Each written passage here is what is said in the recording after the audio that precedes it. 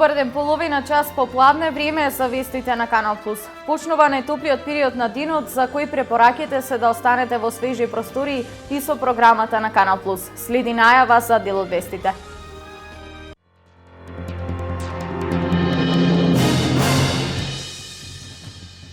Во тек е обновата на патна инфраструктура во Берово. Општината обезбеди средства и за реализација на втора фаза од проектот за изградба на дом за стари лица.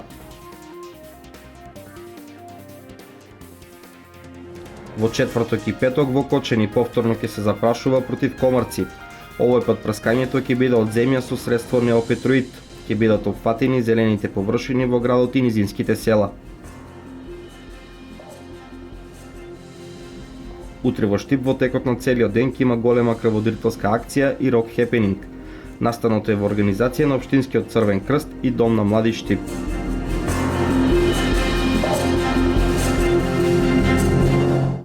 Министерството за образование ќе разгледа иницијативата на хотелиерите за продолжување на летниот распуст за 15 дена.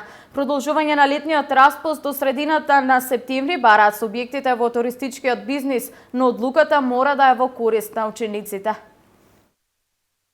Предлогот на хотелиерите кои бараат продолжен летен распуст, односно почетокот на учебната година да се одложи на 15 септември, ќе биде разгледан од страна на Министерството за образование и наука. Заменик министерот Спиро Ристовски на пресконференцијата рече дека ќе имаат средба со представници на иницијативата, но дека одлуката ќе биде донесена по консултација со други субјекти.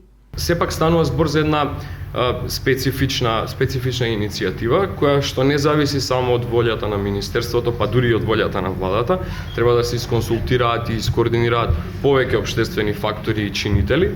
Меѓутоа, јас ве уверувам дека во следниот период ќе биде направена една поширока анализа, но и координација и консултација со поголем број субјекти, врз основа на кои што потоа би можеле да од прилика процениме во кој дел и како би ја носеле одлуката. Нормално, неопходно е да бидеме уверени во аргументацијата која што беше изнесена. Од Министерството за образование велат дека интересот за продолжување на летниот распуст е засегнат и од самите ученици. Меѓутоа, од друга страна, ние мора да го имаме пред се како ресорно министерство и во најдобар интерес треба да биде било која одлука на самите ученици, бидејќи знаете, и воспитно-образовниот процес е она кое што нас ни е примарен интерес како ресорно министерство.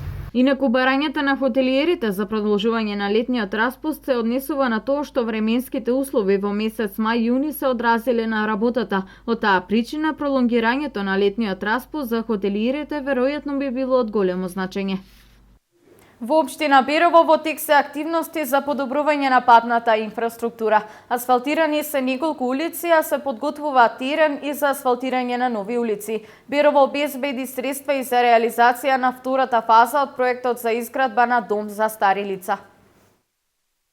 Подобрување на сообраќајната инфраструктура преку асфалтирање на улици е она што во моментот локалната самоуправа од Берово го прави во насока на општо добро на граѓаните. Во моментот работиме на подобрување на сообраќајната инфраструктура и така се градат неколку улици се асфалтираат. Тоа е улицата Страшо Пинџур, улицата Даме Груев, улица Ленинова, улицата Неретва. Работиме на улицата 11 октомври со изработка на тротоари за подобрување на безбедноста на пешаците по истата улица. Се работи локалниот пат Берово, Брадославица, Смојмирово, така да градежни активности имаме доста. Во претходниот период општината Берово ја заврши изградбата на градската капела, која по добивањето на техничкиот прием и потребната дозвола ќе биде ставена во функција за граѓаните на Берово. Она што исто така е добра вест за беровчани е тоа што општината обезбеди нови средства за реализација на втората фаза од изградбата на домот за стари лица во Берово. Ја завршивме капелата на градот и по добивањето на техничкиот прием и употребната дозвола ќе отпочне капелата да работи и сега очекуваме со вчерашното подпишување на договорот за повторна донација од хуманитарната фондација Холандија Македонија.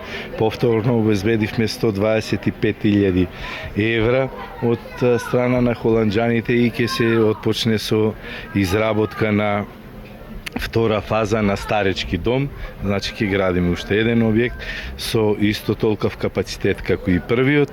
Инаку најголем дел од средствата кои што ги обезбеди општината за подобрување на патната инфраструктура се од буџетот на општина Берово. Средства кои што за една улица во зависност од незината должина изнесуваат од 6 до 7 милиони денари. Општина Штип распиша јавен повик за доставување иницијативи за изработка на урбанистички планови. Заинтересираните правни и физички лица иницијативите и предлозите за урбанистичките планови може да ги достават во писмена или во електронска форма во текот на месец август. Прифатените иницијативи од јавниот повик ќе бидат градени во програмата за изработка на урбанистички планови на општина Штип за 2015 година. Средствата за прифатените иницијативи за изготвување на потребната документација треба да се обезбедат од страна на поднесителите на иницијативите.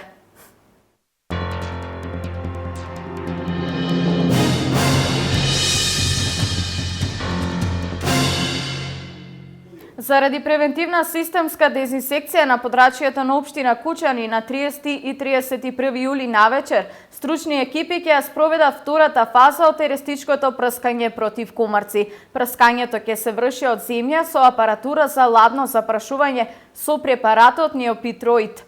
Со дезинсекцијата ќе бидат опфатени зелените површини во градското подрачје, периферијата на градот и низинските села. Пчеларите треба да ги превземат потребните мерки за заштита на пчелите.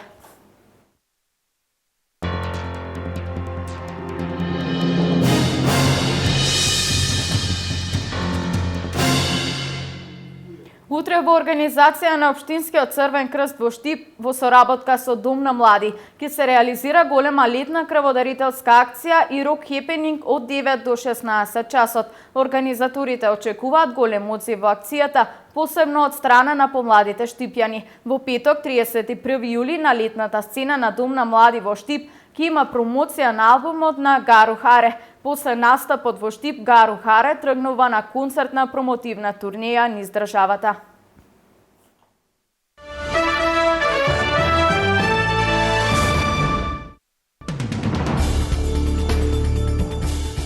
Земјотрес со сила од 7 степени според Рихтеровата скала ја погоди провинцијата Папуа во Индонезија, соопшти Американскиот геолошки институт.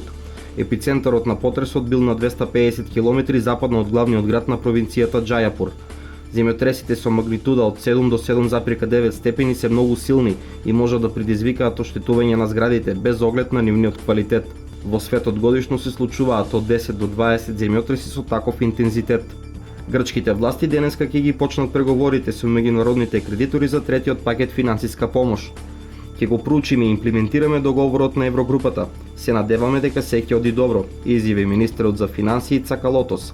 Во меѓувреме, генералниот секретар за јавни приходи нареди проверка на сите компјутерски системи, дали вработените во секретаријатот извршиле незаконски дејствија. Истрагата почнува по наводите во медиумите за плановите да се пробие софтверот на секретаријатот, кој ги содржи сите кодови за регистрација на данок со цел да се создаде систем за паралелно плаќање. Јужнокорејскиот премиер Хван Кјоан денеска објави крај на епидемијата на блискоисточниот респираторен синдром МЕРС во земјата. Како што јавува јужноамериканската новинска агенција Јонхап, 36 лица починале и 186 биле заразени од болеста, за која нема ниту лек, ниту вакцина. Откако направивме оценка на ситуацијата, медицинскиот персонал и владата сметаат дека населението повеќе нема од што да стравува, истакна премиерот пред членовите на кабинетот. Епидемијата негативно се одрази врз растот на економијата во Јужна Кореја, намалувајќи ја потрошувачката. Поради избегнување на јавните места од страна на јужнокорејците, продавниците, трговските центри, рестораните и кината забележале пад во продажбата.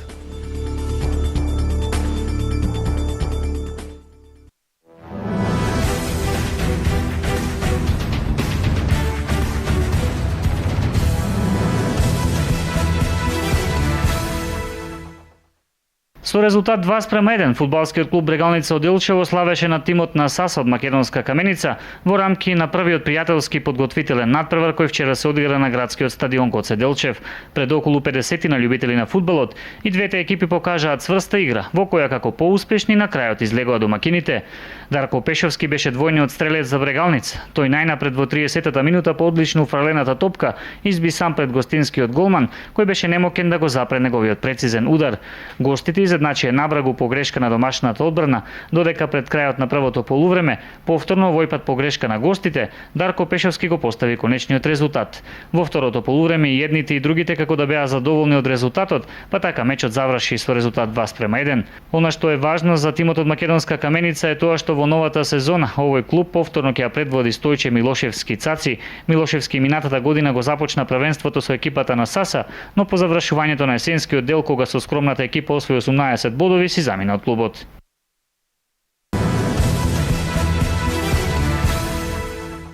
Македонската женска младинска репрезентација испушти шанса да направи големо изненадување против фаворизираниот противник Русија, откако во последната минута од надпреварот на два пати го изгуби водството од 1 гол разлика, кое ќе значеше и борба за повисок пласман на Европското првенство, кое се одржува во Шпанија, Валенсија.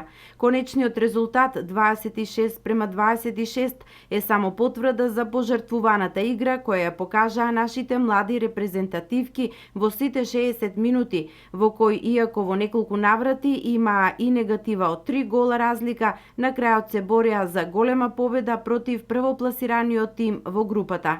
За репрезентацијата на Русија, ова беше прв загубен бод на првенството, но тие сепак завршија на првото место во групата и заедно со Германија го продолжуваат настапот во осмина финалето од шампионатот.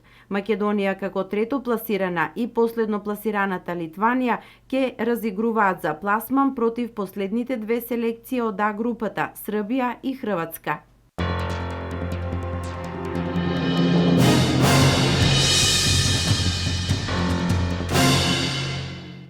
Ова е се во првото денешно информативно издание на Канал Плюс. Повеќе содржини за денешните случувања подготвивме за дневникот во 16:30. Пријатен ден!